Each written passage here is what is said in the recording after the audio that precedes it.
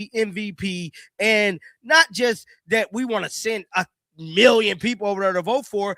Caitlin Clark earned that right to be MVP because she's currently beating out everybody in points, assists, player efficiency, and everything. Now, this is the WNBA X account.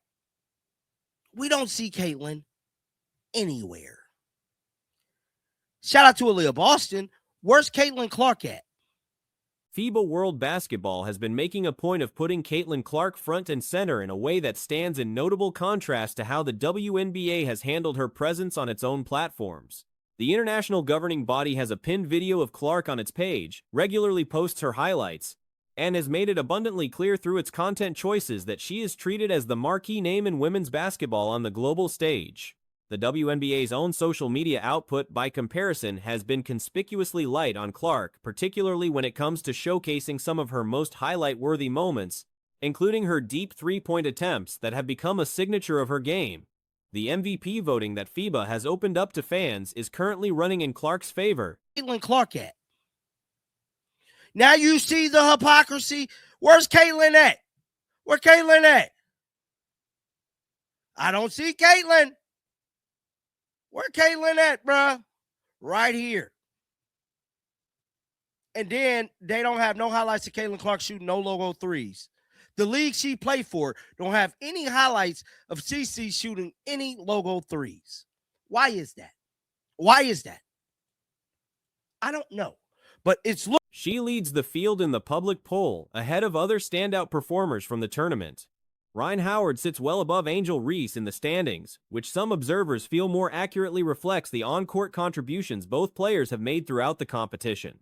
Clark's lead reflects what the statistical record has shown across the tournament. She ranks at or near the top in points, assists, and overall efficiency among all participants. What makes the situation a bit unusual is that Clark has been on pace to claim the MVP award while largely being kept away from the main press availability stage. Why is that? Why is that? I don't know. But it's looking very spooky for the W. I ain't gonna lie to you. Because as soon as you click on FIBA, you see CC3. Look at it. Look at this. CC logo 3. Now, this is the MVP stuff that we're going to get into. But I just wanted to point something out to y'all, man. This is crazy to me, dog, that they show more love for Caitlin Clark. Look, here go another video of Caitlin. A player leading in virtually every relevant statistical category would typically be a fixture at the podium.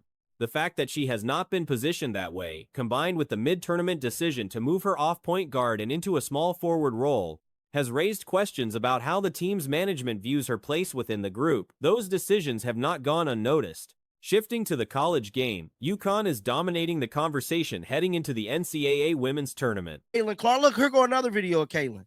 Another video of Caitlin. Look at this. CC. Dagger. Bang. Now let's get to the MVP conversation. So, insane level of talent. Who's been your San Juan MVP? As you guys can see here, here's the leaders. Team USA. Let's click on the voting situation, though, because this is what I want to see. So those of you guys who want to vote, you'll click on that link, go through the process.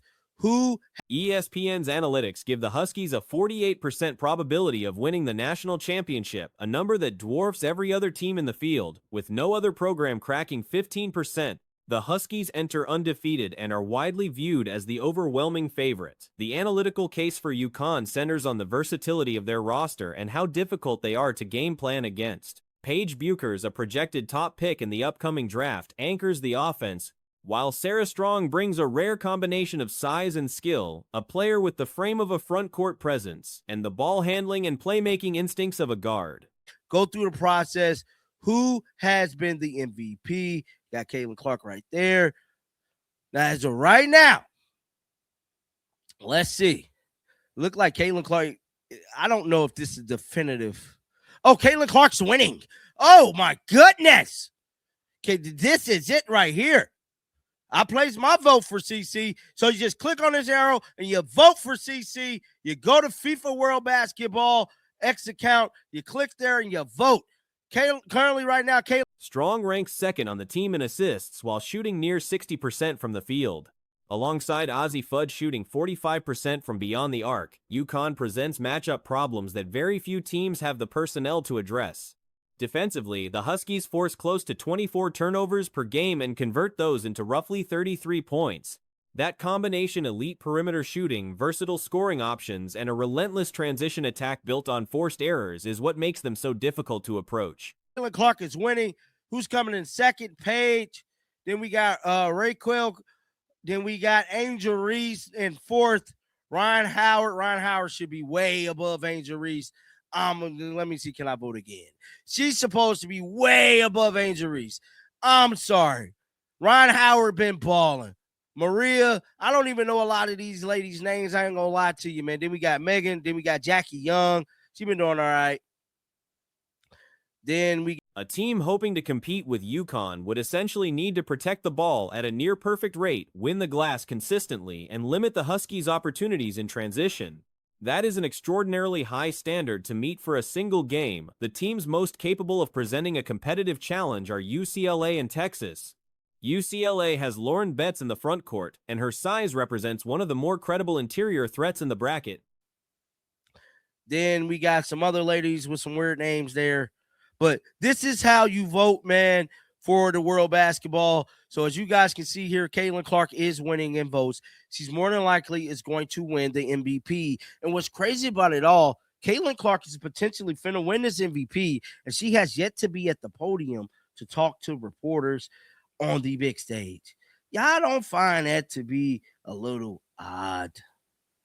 I find that to be a little weird. The Bruins also added perimeter shooting this season, which gives them a more balanced attack than they showed in last year's Final Four against UConn.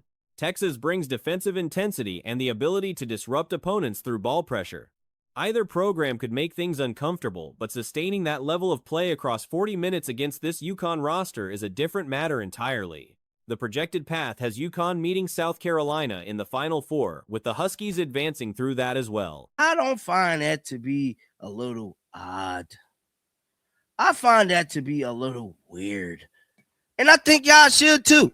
You know, for them changing Caitlin Clark's position and doing all of these different set things to let us know they're not rocking with CC. For whatever reason. Whatever reason, man. I'm not here to point fingers.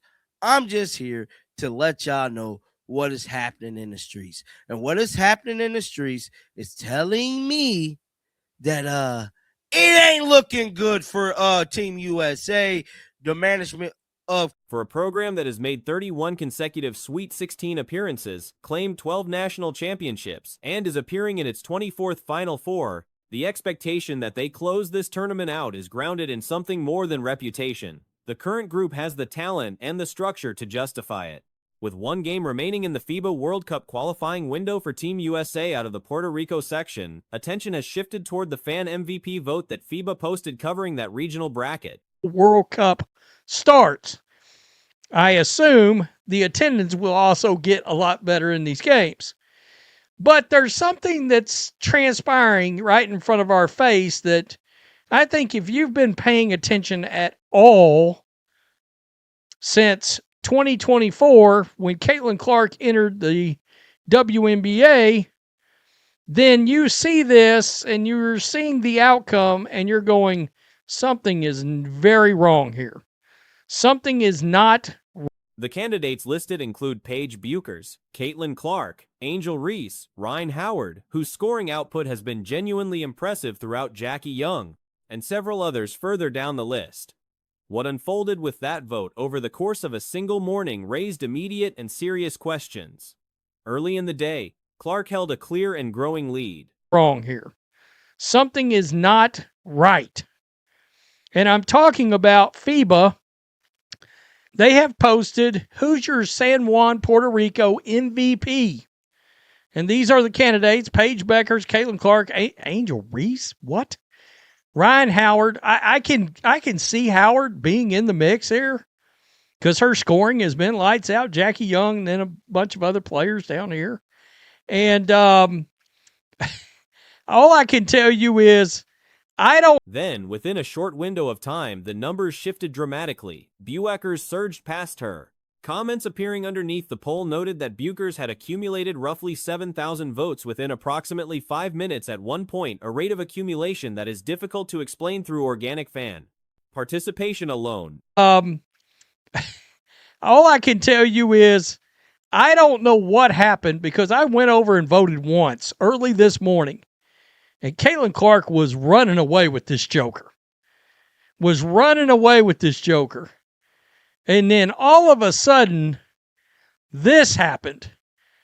I don't have any idea how Paige Bueckers got this many votes this quickly.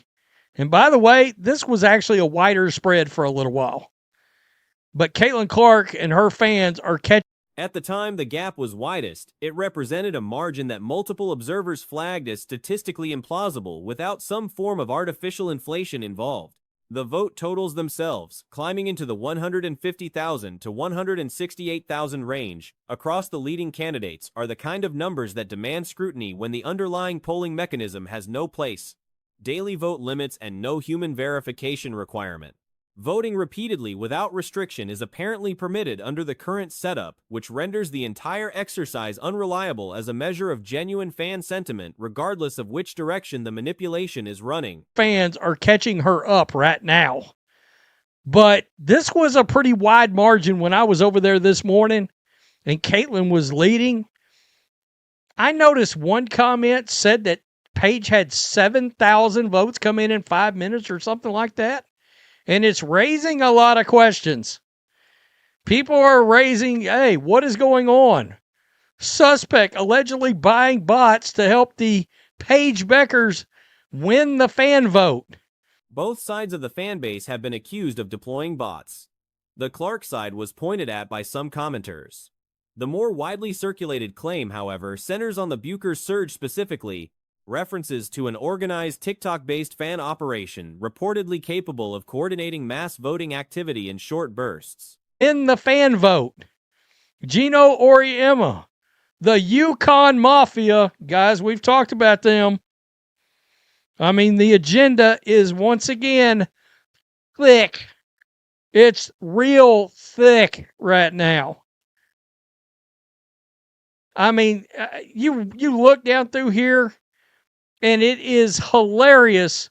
All of the pro Caitlin Clark comments to the pro Paige Bueckers. Whether that characterization is accurate or not, the visible pattern in the vote data, a commanding lead, evaporating and reversing in minutes, is not something that happens through normal fan engagement. FIBA included a disclaimer, noting that this fan vote carries no official weight and represents no formal position from the governing body. That framing essentially removes any institutional accountability for what happens with the results, which makes the decision to run an open, unverified poll even harder to defend. To the pro Paige Bueckers comments, it's like 15 or 20 to 1. And I'm like, okay, something's not right. So are we talking about bots?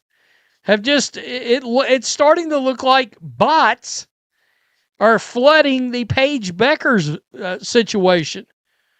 Somebody pointed out there's no way a 3,000 vote gap is surpassed in 15 minutes unless bots are involved.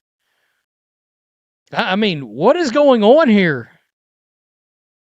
If the organization's IT infrastructure is capable of auditing the vote data for anomalies, determining whether the totals were artificially inflated is a solvable problem. Whether that investigation happens is a separate question entirely. The broader context matters here as well. I mean, what is going on here? Right here, FIBA's been unserious this whole tournament, from commentary to this fake voting system. Disclaimer, this fan vote is not an official statement from FIBA, meaning that there's going to be no responsibility if any foolishness goes down. Is that what we're doing here? Caitlin Clark is leading Team USA in points, assists, plus minus, efficiency. She's killing it. Clark has led Team USA in points, assists, plus minus, and efficiency throughout this qualifying stretch. Her on-court case for the MVP of this section is grounded in actual performance. A fan vote with no verification, safeguards, and visible signs of manipulation is a poor mechanism for determining anything meaningful, and the gap between the comment sentiment, which runs heavily in Clark's favor, and the vote totals is itself another data point worth noting. Just plus minus efficiency, she's killing it. She's killing it right now. I mean, FIBA, you need to take this down. Both bases are buying bot votes. They're accusing the Caitlin Clark fan base of buying bot votes. I just don't know that I get that. That I agree with that. This was 4 hours ago. You can see right there, Caitlin was leading. And FIBA's handling of this entire qualifying window has drawn criticism on multiple fronts, from the broadcast presentation to the structure of this polling system. A vote that can be gamed this visibly, with totals that move at a pace no genuine fan mobilization could realistically sustain, reflects poorly on the organization running it. The responsible outcome would be to take the poll down entirely rather than allow a compromised result to stand as any kind of statement about fan support for the players involved.